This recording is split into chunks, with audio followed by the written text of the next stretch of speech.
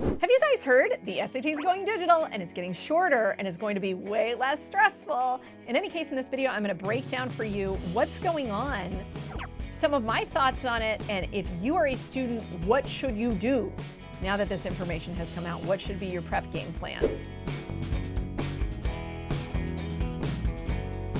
My name is Brooke. I've been coaching the SAT and the ACT for over a decade and a half. I've scored perfectly on both as an adult. I've coached students to perfect scores on both tests, and I have wrapped my secrets for the previous versions of the test so far at SupertutorTV.com, and our course is there. We're probably going to be mounting a course as well for the new SAT, so stay tuned. And you can find math tips as well in my ACT math books that are available at Amazon.com. If you're interested in just totally free advice and you want to keep in the know of what the developments are on this particular new digital SAT issue, be sure to subscribe to our channel. We're also on TikTok, Facebook, Instagram, Twitter. And finally, there's always a blog that goes with this video. So if you want to read what we have to say instead of just watch, be sure to check that out. I'll also link out to some things, including a podcast that I recently did the day that this news drops, on a podcast called Test and the Rest. Cool, let's get started. What are the changes? First, number 2 pencils. I don't need that anymore, neither do you. We are looking at a complete digital overhaul to the SAT. No more pencils, no more paper, no transition period, people. We're going straight digital. That's what's happening. How this is going to work, the College Board has announced that you're going to be using a laptop or a tablet, and that could be yours, it could be your school's, or it possibly could also be provided by the College Board if you don't have access to one of those. There's a couple of cool digital built-in tools. Desmos, it looks like, is pairing up with them to add a calculator on board, which is super cool. Plus, there's going to be an onboard timer, so you don't have to worry about getting placed in the classroom, forgetting your watch, and having the clock in a weird corner where you can't really see it. Gone are those days. It's going to be shorter. That's the second point. They've said it's going to be a 2-hour test that is compared to the 2-hour and 55-minute ACT and even longer current SAT, which tops 3 hours.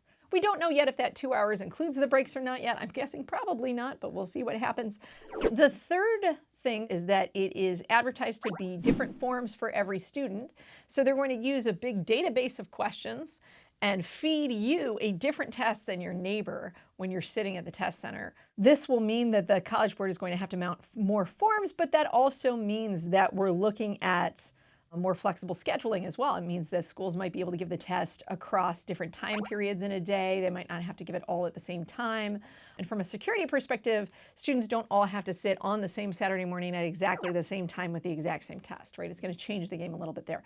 There are going to be some negative consequences to this particular situation. It's going to potentially open new avenues to cheating, which I'm excited to do a video on soon. Stay tuned. And it also is going to reduce the transparency of the test, meaning that I'm pretty sure students aren't going to be able to get their tests back after they take the exam. So if you take the SAT and you get a bunch of stuff wrong, you won't necessarily be able to figure out what you got wrong, why you got it wrong, because all of your questions are going to be recycled into other people's tests, right? Sprinkled around from that database. It also raises questions about how do they make sure that the grading and scoring of the test is fair when you're pulling from a database of questions instead of giving everyone the exact same exam at once. Additionally, we've been told that the test will be adaptive. So far, they've told us it's going to be section by section adaptive. Section adaptive is what the GRE technically does. And what that means is the first section you take is going to be the same kind of level for everybody. So everybody that walks in the room is going to get kind of the same level for the first half of the reading test. And then after you take that test, the College Board is going to determine how you did on that. If you get a lot wrong, you're going to be pegged into sort of a lower bracket test for the second portion. And if you do really well, you're going to get the very hardest version of the second portion of the test, right? There's going to be a break, and then you go on to a different section, and that section will either be really hard or really easy. And you know if it's really easy, you totally bombed the first section. That's not stressful at all. This adaptive format does have some drawbacks, namely, for example, if you're really good at pre-calculus but you're terrible at pre-algebra, you could never get to the pre-calculus problems because you get stuck on pre-algebra questions and you get those wrong and then you get banded lower than you should have been. But for the most part, it's going to allow us to speed up the test and still be pretty accurate for most students. That being said, it will add some opacity to the scoring. It's not going to be as easy to just calculate your score based on the number that you get wrong, because if you're getting easy ones wrong, that's different from getting hard ones wrong, right? Fifth thing that they've announced is that there's going to be new content.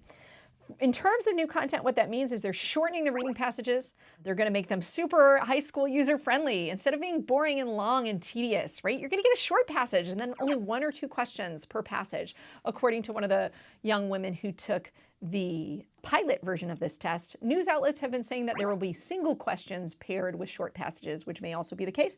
They're going to have a wider range of topics that these passages are on. We also have been told through the grapevine that there will be less wordy math questions. So you might be asking, why is the College Board completely revamping the SAT again?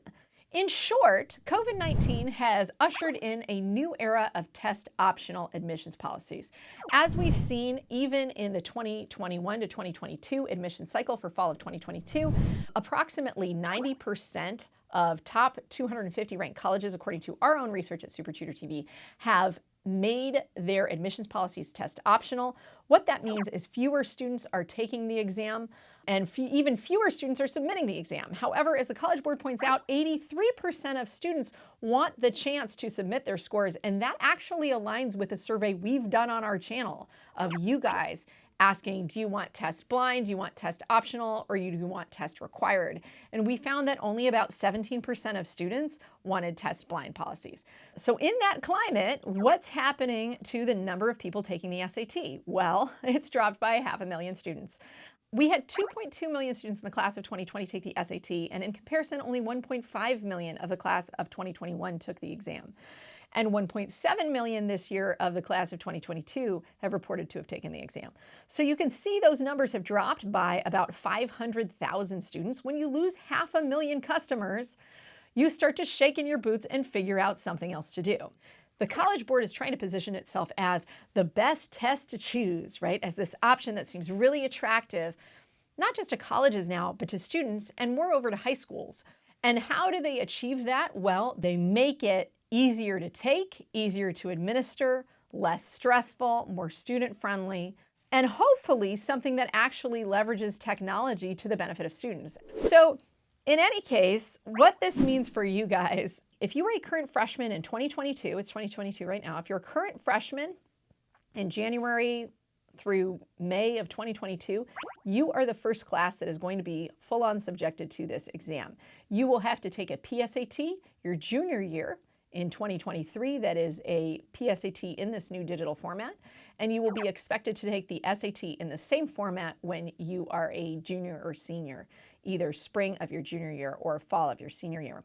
Now, that's not to say you can't take the old version of the SAT. You can. If you are a current freshman and you want to be like a national merit finalist, and so you're planning to study your bottom off, I would actually recommend that you prep for the old SAT and bank a couple of scores before you take the new digitized PSAT, just in case, because you're going to be able to get a lot more practice in for that than you are for the new exam. If there's no way in the universe that you're going to be a National Merit Scholar or a National Merit Commended student, I would recommend that you take the ACT. Because there's so much prep material available, it's going to be a reliable test, you know what to expect, there's no fear, you can go, you can practice and get a great score, and you don't have to worry about being the guinea pigs on a completely new system. If you are a current sophomore or above and you are not international, at this point, you don't have to worry about this at all. You can take the regular SAT or the ACT as you normally would. Nothing is changing for you guys. If you are a sophomore and you are international, I recommend that you take the ACT. Supposedly, the College Board is going to be rolling out the new exam internationally in 2023. That's next year. Because of that whole meltdown situation that happened when the ACT rolled out the test internationally, they didn't have all the kinks worked out, and I would assume the College Board doesn't either, and there could be some snafus, some technical issues, some heartache and headache, and there aren't a lot of materials to prep for the new test out there. So because of those reasons, I wouldn't recommend that you take this test unless you're planning to take both, okay? Now, if you're in 8th grade, you're still kind of in that transition period, you might want to take the ACT as well. Again, if you want to go for a national merit kind of scholarship or you want to get national merit commended status, that's when you might start thinking about taking this test anyway. Likewise, some of you might think about taking both exams, especially if you're naturally really good at standardized tests. Oftentimes when we make this kind of a transition, all the students who are prepping hardcore shift to the ACT because they don't want to be the guinea pig, right? And so When that happens, there are fewer super competitive students taking the new exam. So another strategy you can take is to take the new exam knowing that there aren't going to be a lot of super competitive students taking it, and the curve might be a little bit easier, even though you're not going to be able to prep for it as much. So if you happen to be very talented at standardized tests, this could also be a good test for you. In any case, I hope that helps you guys out in terms of knowing strategy for how to approach this. If you have more questions, ask them below. I would love to answer them. Thanks so much for watching, guys. Again, stay tuned. We are going to keep our finger on the pulse of the developments in this world of digital SAT and where it's going. So stay tuned to our channel, subscribe to our channel, and I'll see you next time.